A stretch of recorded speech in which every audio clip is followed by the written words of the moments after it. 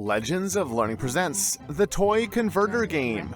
This is a math game that makes learning about knowing sizes of measurement units fun and easy to understand.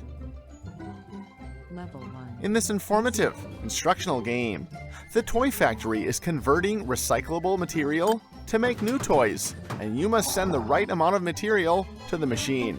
Students will learn about relative sizes of measurement units within one system of units, and expressing measurements in a larger unit in terms of a smaller unit. Fabulous. This math game will test your knowledge on measuring the sizes of different objects using math measurements.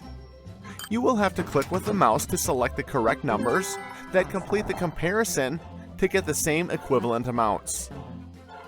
Select the right amounts to complete each question, then click the tick icon to make the toy. You must click the arrow right button to deliver the toys. Correctly identify all the equivalent measurements to continue to the next level. Complete all the levels to win the game. Next question. Use your knowledge of math to complete this fun and educational game.